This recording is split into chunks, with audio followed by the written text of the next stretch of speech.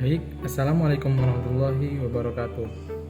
Perkenalkan, saya Abdillah Sandi Harahap dengan NIM 2302030001. Nah, jadi di sini saya ingin menjelaskan sebuah paparan materi tentang ketahanan nasional.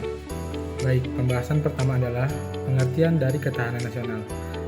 Apa itu ketahanan nasional? Ketahanan nasional adalah hal-hal yang berkaitan dengan keteguhan hati untuk memperjuangkan kepentingan nasional. Ketahanan nasional adalah kondisi dinamis sebuah negara yang berisi keuletan dan keinginan untuk menghadapi segala tantangan dan hambatan yang mengancam identitas, integritas, serta kehidupan berbangsa negara. Keadaan dan kondisi negara akan menghadapi berbagai perkembangan dan perubahan, sehingga ketahanan nasional harus dipertahankan dan dibina supaya menyesuaikan keadaan. Apabila mengkaji ketahanan nasional secara luas, maka kita akan menemukan 3 wajah ketahanan nasional yang meliputi: pertama, ketahanan nasional sebagai keadaan dinamis yang mengacu pada kondisi nyata yang ada di lingkungan masyarakat dan dapat diamati dengan panca indera manusia. Yang kedua, ketahanan nasional sebagai konsepsi pengaturan dan penyelenggaraan negara sehingga membutuhkan aspek kesejahteraan dan keamanan. Nah, yang ketiga, ketahanan nasional sebagai metode berpikir. Artinya apa? Pertahanan nasional dapat dijadikan pendekatan khas untuk membedakan metode berpikir lainnya.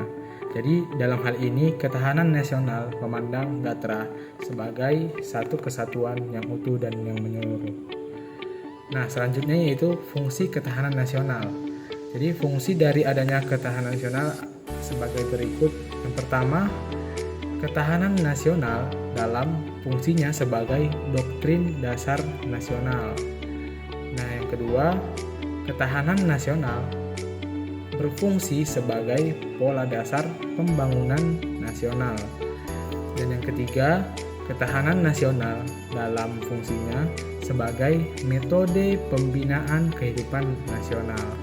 Jadi dengan kata lain, konsepsi ketahanan nasional dalam fungsinya ini digunakan sebagai sarana untuk meningkatkan ketangguhan bangsa dan mengembangkan kekuatan nasional. Pembahasan selanjutnya yaitu ada ciri-ciri ketahanan nasional.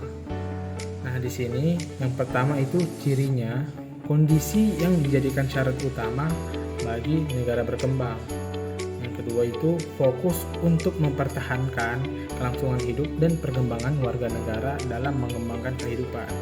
Dan yang ketiga, adanya solusi dan keinginan untuk mengatasi segala macam tantangan dan hambatan yang membahayakan kelangsungan hidup bernegara.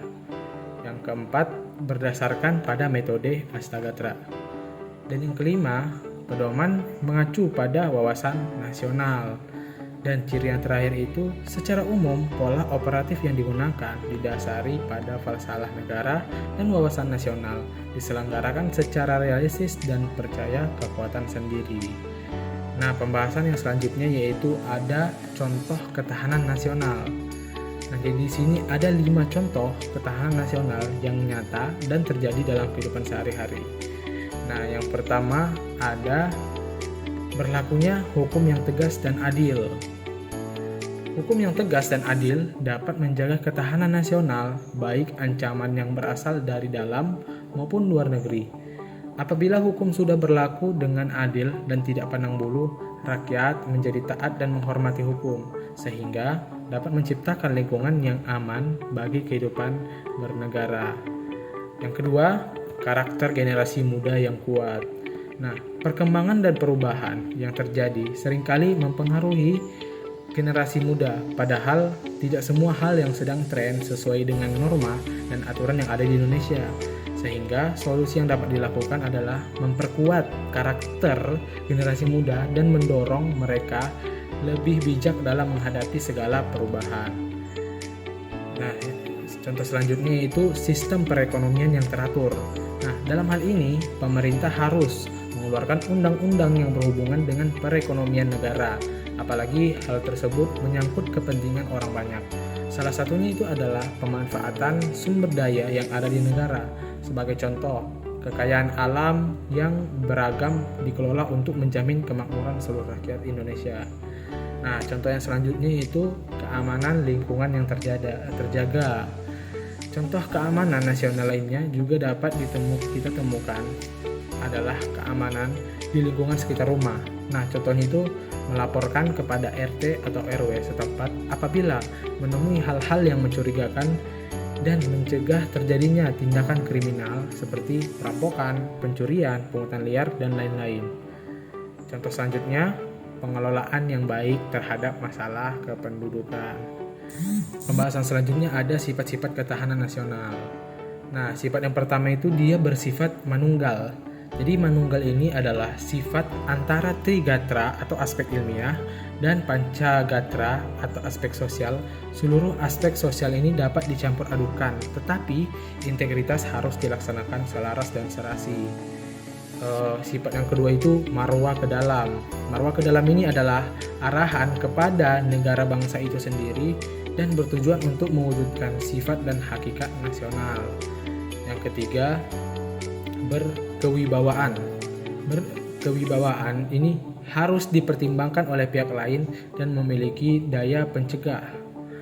Yang keempat itu ada perubahan menurut waktu.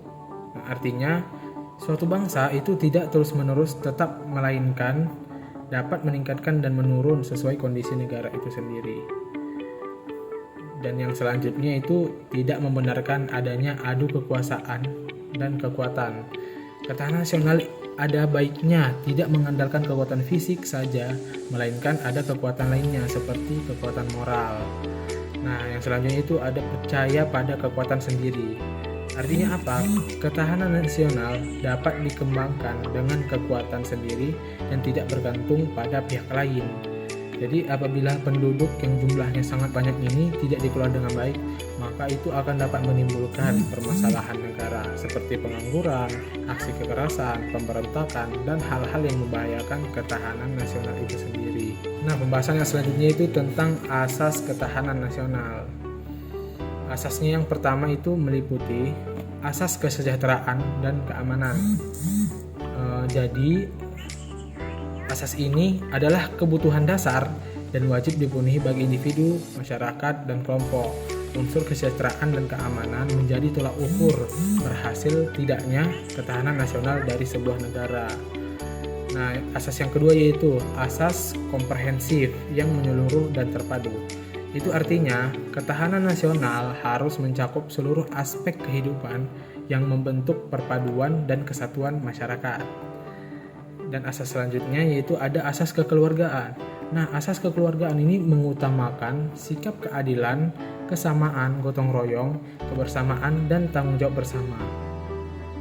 Unsur dalam ketahanan nasional ini meliputi konsepsi, pedoman, dan kesejahteraan serta keamanan. Yang pertama, konsepsi.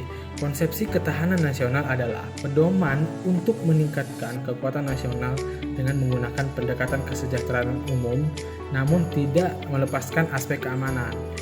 Yang kedua, pedoman. Nah, pedoman yang digunakan adalah astagatra, yaitu sebuah hubungan yang saling terkait satu sama lain dalam membentuk sikap dan perilaku masyarakat. Dan yang ketiga adalah kesejahteraan. Nah, kesejahteraan ini kemampuan bangsa untuk menciptakan kemakmuran bagi warga negaranya secara adil dan merata. Sedangkan keamanan adalah kemampuan bangsa dalam memberikan perlindungan terhadap masyarakat. Jadi cara memperkuat ketahanan nasional. Jadi apa yang bisa dilakukan untuk memperkuat ketahanan nasional? Nah, cara mempertahankan ketahanan nasional dapat dilakukan dengan aspek-aspek berikut. Yang pertama, geografi. Jadi, pahami potensi wilayah udara, laut, dan iklim tropis sebagai ruang hidup yang strategis dan pahami kelemahannya.